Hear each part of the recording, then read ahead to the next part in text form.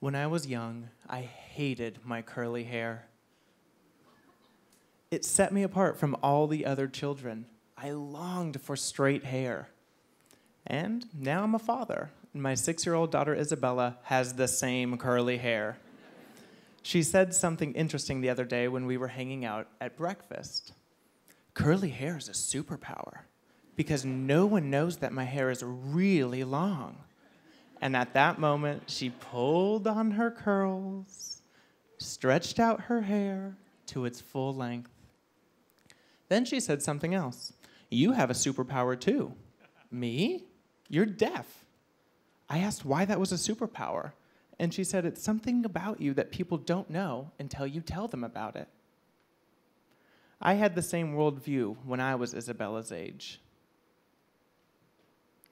I told people that when I grew up, I wanted to design space stations. When I became older, I was told that certain things were not possible. I became aware of the roadblocks that would hinder my own professional ambitions. I began to perceive that the world did not see me as a viable candidate for certain jobs. Eventually, I drifted away from that dream and pursued other interests that led me here, to Deaf West Theater.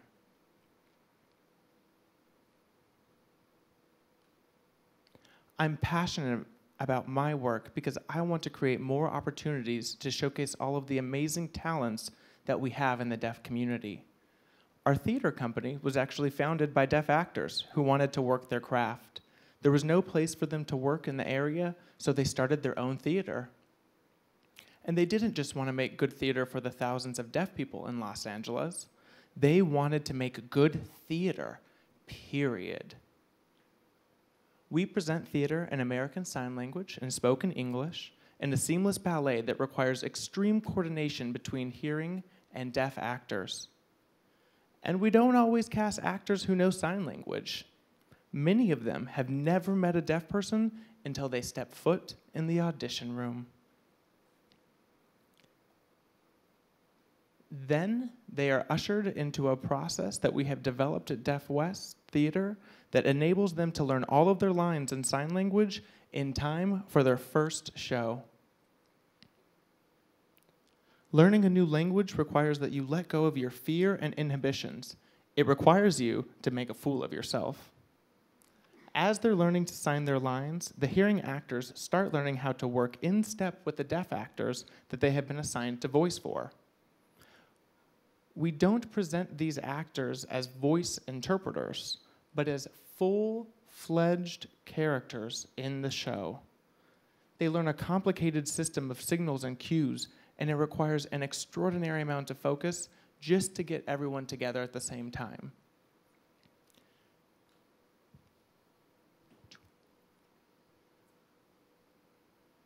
It's a very complicated process. And in the rehearsal room, there are 2 languages and 2 cultures, the speaking and signing worlds and the hearing and deaf worlds. It's a challenge to bridge the divide, but there is a show to stage. We create a safe place for our actors so that they can be vulnerable. When they are not afraid to show vulnerability, then they aren't afraid to take risks. And it's this very process of taking themselves completely and utterly out of their comfort zone that makes them grow to new heights as actors. And through that process, the actors become one unit, and now the sky's the limit. It's amazing to see how in such a short amount of time, people who just weeks earlier didn't know any sign language are now able to share ideas, joke around, and create friendships with people they would have never gotten to know otherwise. Suddenly, that communication barrier that seemed insurmountable on the first day of rehearsal has faded away. Our show, Spring Awakening, closed a few weeks ago. 23 people made their Broadway debuts in the show.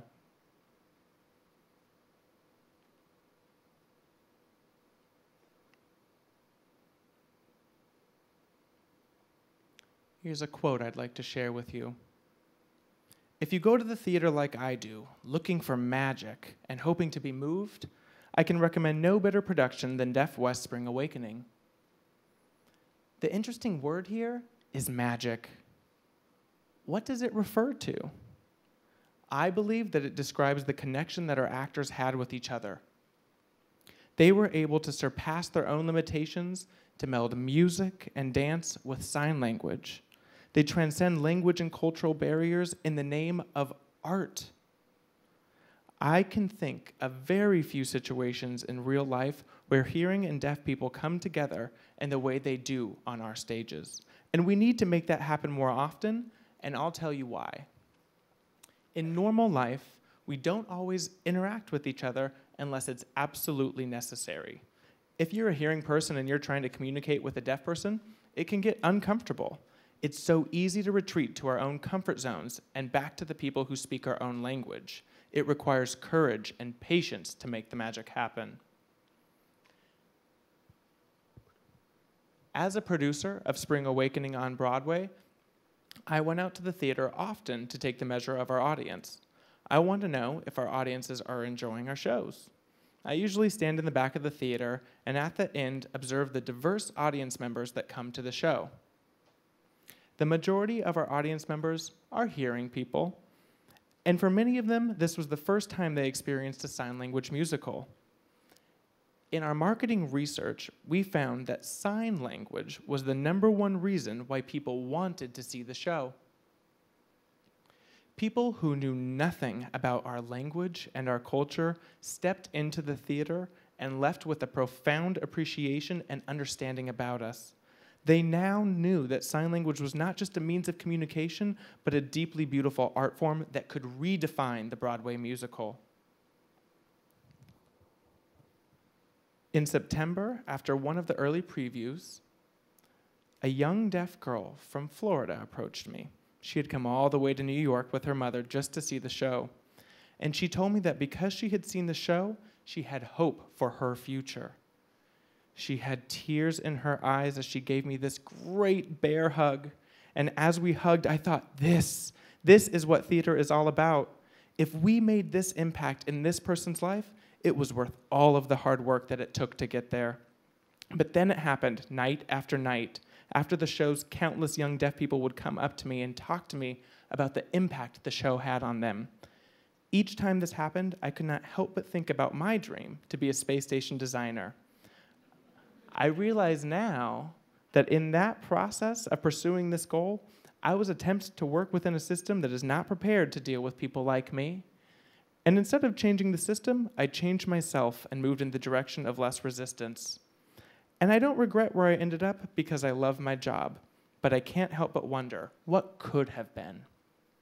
When Ali Stroker wheeled into that audition room on a hot summer afternoon in Los Angeles of 2014, I admit, my mind went there. How would this work? Was the venue that we had selected for the show going to be accessible to Ali? That's how a producer thinks, but that's also human nature. But we saw Ali's talent and we knew that Spring Awakening would be a better show with her in it. So we forged ahead into the unknown and we offered her the role. We were confident we would figure it out, and we didn't know it, but at that time, Ali would go on to be the first performer in a wheelchair on Broadway. I'm grateful that we didn't lose out on the opportunity to experience Ali's talent, but there are more Alis out there who are waiting for the opportunity to pursue their dream. There are children, our grandchildren, our friends, and our neighbors. And we want to know that the world will welcome them, and not just in the ways that we are accustomed to. Today, they're able to watch an audio described or sign language interpreted show on Broadway or into the theater through an accessible ramp. But they can't cast themselves in a Broadway role.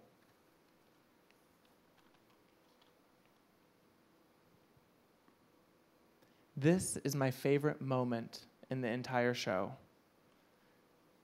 The lyrics being sung at this time say, "Where I go, when I go there."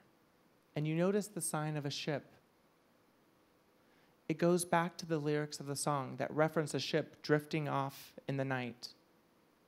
And it's at that moment, seeing them move together as a ship, where the choreography, the sign, and the music come together in this brilliant moment where I see the shimmering array of humanity.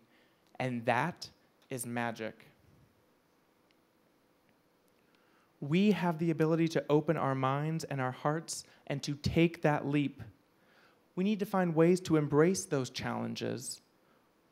We can open up more opportunities through legislation, but that's not enough.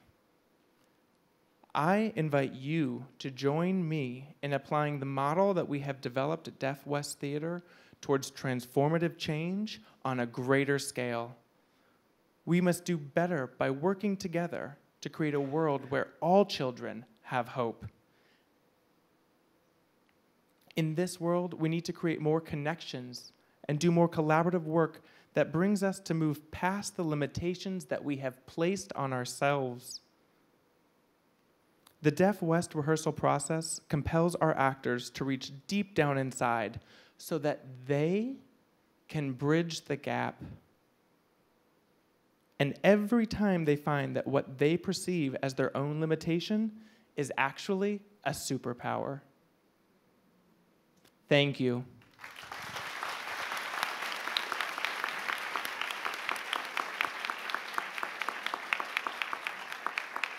And now we will present two of our superheroes, Katie Boak and Ren, as they perform Mama Who Bore Me from Spring Awakening. Lyrics by Stephen Sater and music by Duncan Sheik.